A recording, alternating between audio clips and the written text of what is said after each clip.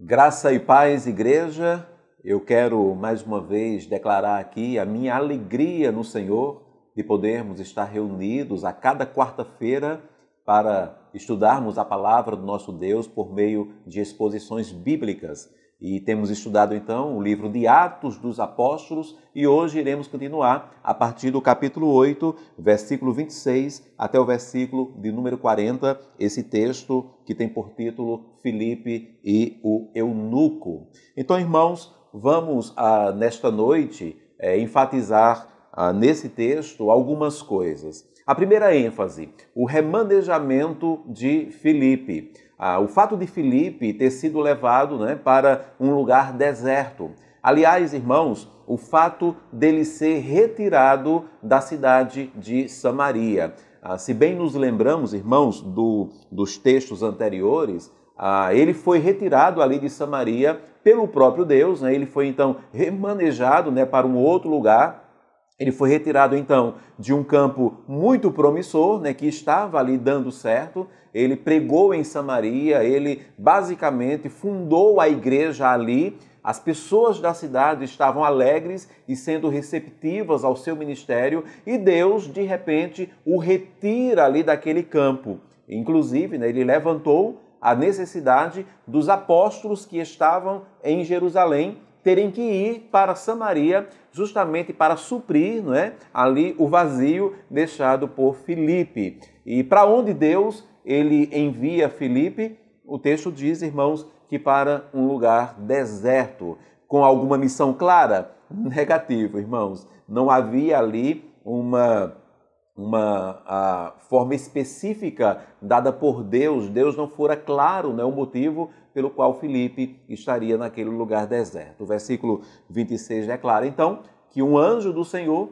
ele disse a Filipe, levante-se e vá para o sul, no caminho que desce de Jerusalém a Gaza. Este, o lugar, se acha deserto.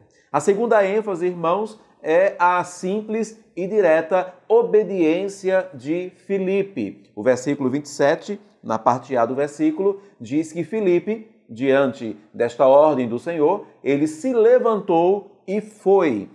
Mais simples e direto do que isso, irmãos, impossível, E aqui abrindo um parênteses, como pastor, eu posso garantir para você o quão difícil é você de fato cumprir uma ordenança dessa do Senhor.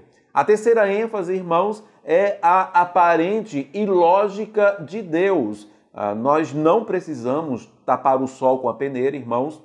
Deus, ele age em muitos momentos de forma que fogem à lógica. Claro que sim, irmãos. Nem sempre nós entendemos ali o direcionamento e a vontade do Senhor. O texto revela que Deus tirou Filipe de um campo promissor e crescente e o leva para um lugar deserto. E ali, no versículo 27, a partir da parte B do versículo até o versículo 28, parte A, diz que havia um etíope eunuco, um alto oficial de Candace, rainha dos etíopes, o qual era superintendente de todo o seu tesouro. Ele tinha vindo adorar em Jerusalém e estava regressando ao seu país. Era um etíope, no caso, um homem estrangeiro, era um eunuco, um alto oficial da rainha dos etíopes, e detalhe, ele estava voltando de Jerusalém para o seu país. Mas por que Deus ele não agiu quando este etíope ele já estava em Jerusalém? Inclusive, irmãos, o texto salienta que ele estivera ali, em Jerusalém, para adorar, mas Deus determinou que seria naquele lugar deserto. E o texto ainda enfatiza no versículo 28, parte B, e assentado na sua carruagem, ele vinha lendo o profeta Isaías. Dos versículos 29 até o versículo 30a, o texto ainda revela um pouco mais da obediência de Filipe. Ali está escrito que então o Espírito disse a Filipe, aproxime-se dessa carruagem e acompanhe-a. E correndo, diz o texto, para lá, não é? Ele correu para lá, nós entendemos de forma imediata. E isso fez então com que ele ouvisse, né, o que se passava naquela carruagem.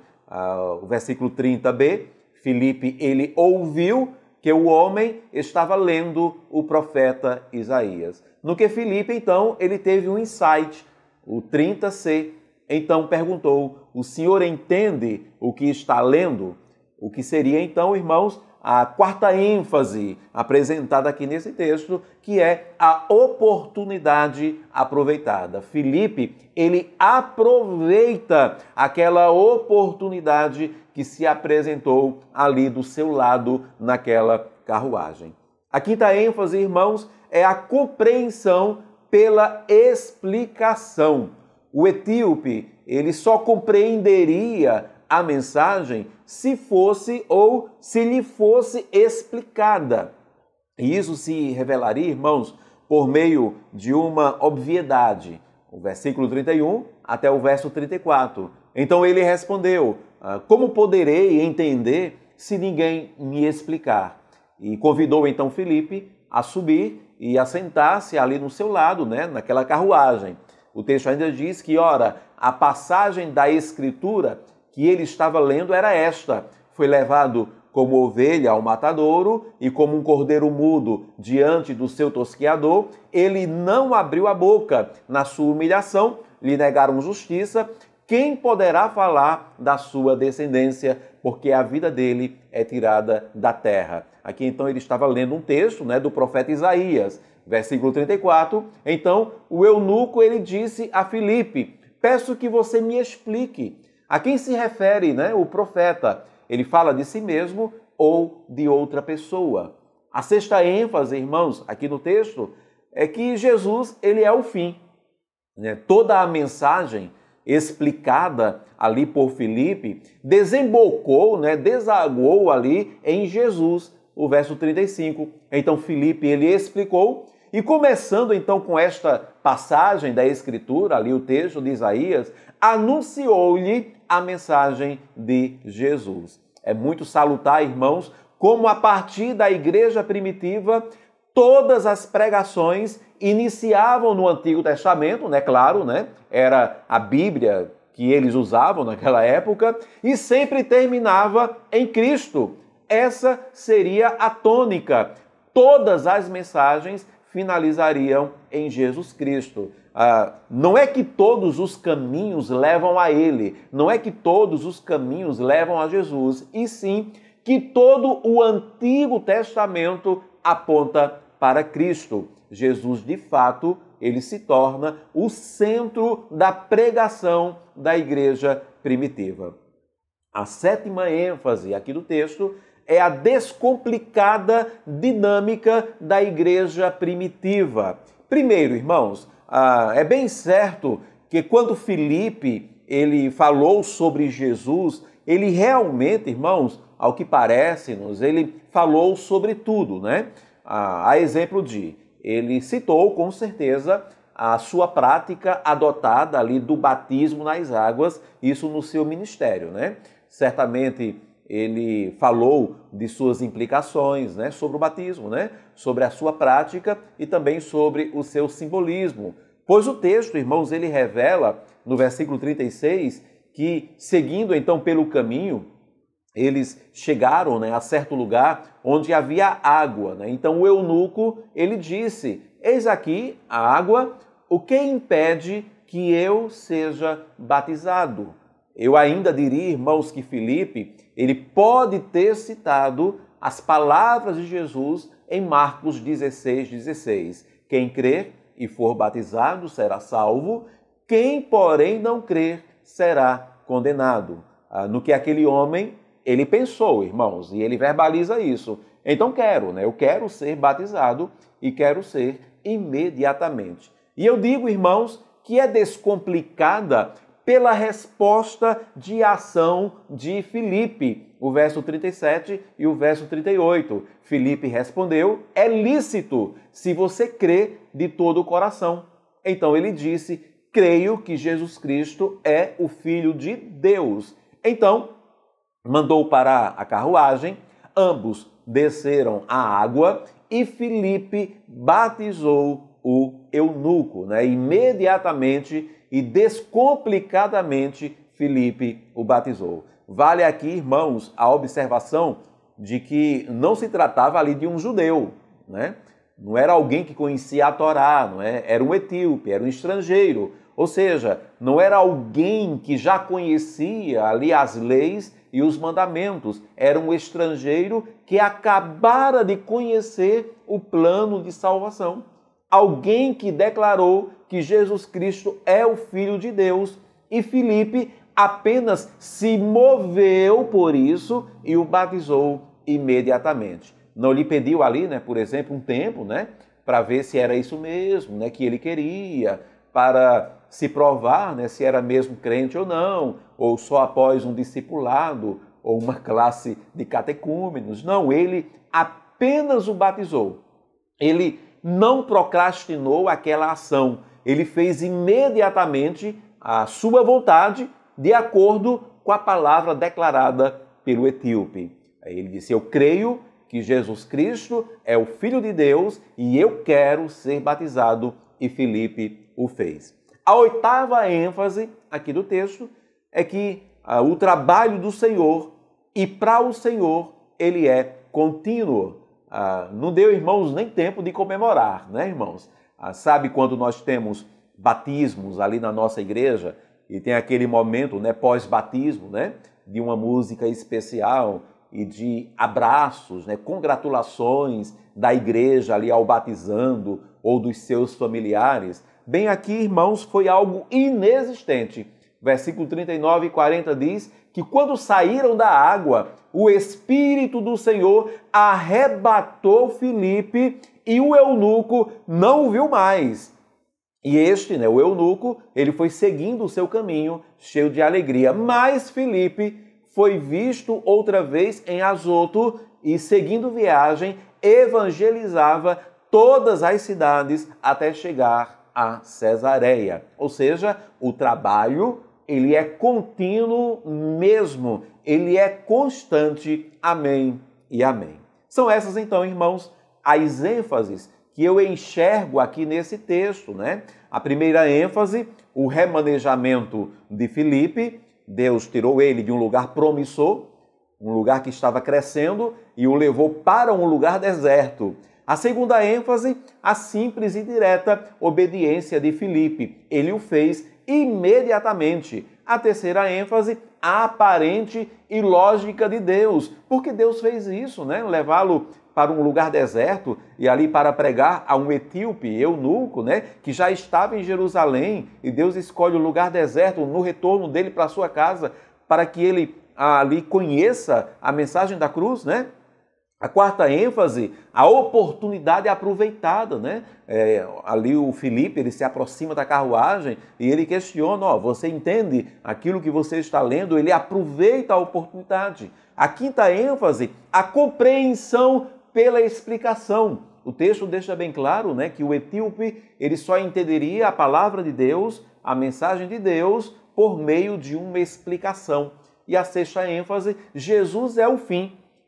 Filipe, ele continua a explanar acerca ali do Antigo Testamento, mas ele chega até anunciar-lhe ao Senhor Jesus Cristo. A sétima ênfase é a descomplicada dinâmica da igreja primitiva, né? Filipe, ele batiza imediatamente ali a conversão, né, deste eunuco, né? A oitava ênfase é o trabalho do Senhor, e para o Senhor ele é contínuo. Imediatamente Filipe, ele é ali arrebatado daquele lugar, ele some da presença do eunuco e já aparece em outro lugar evangelizando e pregando a palavra do Senhor.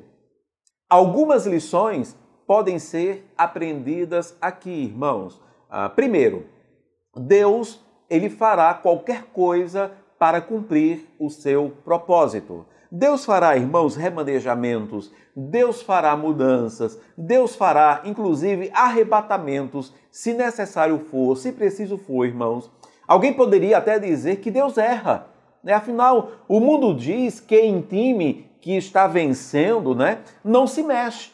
E Filipe, irmãos, estava bastante promissor ali em Samaria, mas Deus o retira dali e o envia para um lugar deserto, no que nos leva, irmãos, à segunda lição. Segundo, o lugar deserto pode ser um lugar propício.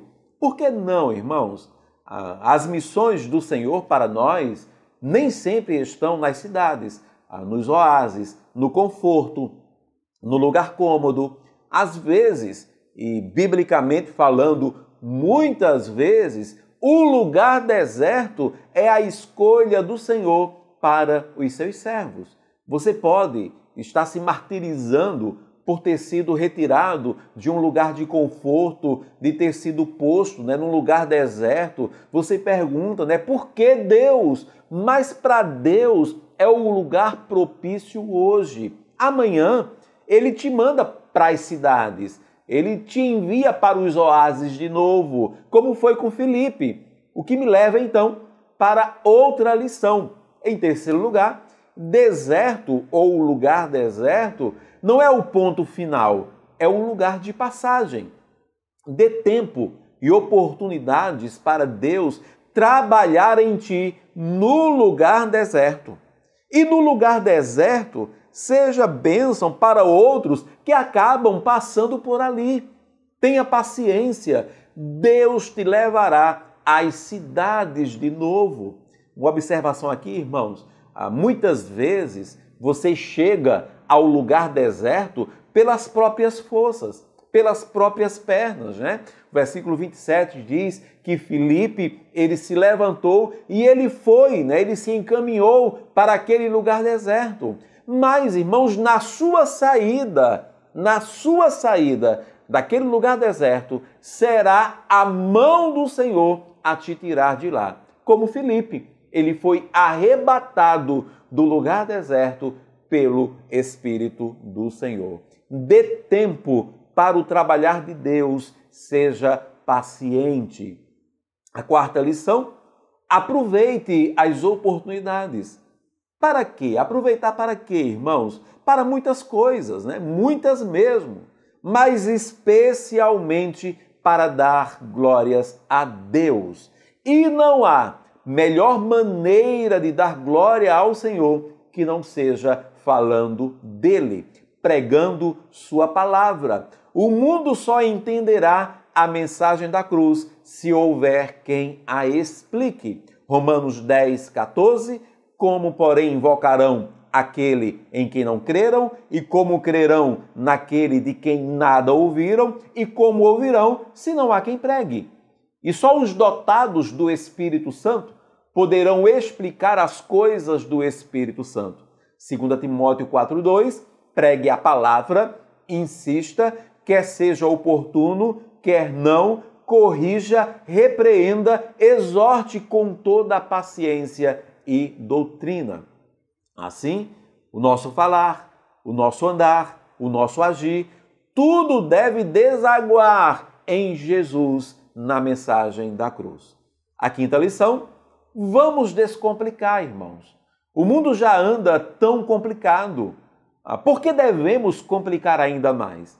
A mensagem do Evangelho é simples e direta. A palavra que salva pode ser rapidamente e claramente ministrada. Há muitos etíopes ao nosso redor que anseiam conhecer a verdade. Nós, a igreja, temos a verdade. Então, vamos pregar essa verdade de forma simples e direta, como o Mestre direcionou lá em Marcos 16, 15 e 16. E disse-lhes, vão por todo o mundo e preguem o Evangelho a toda criatura. Quem crê e for batizado será salvo, quem porém não crê será condenado.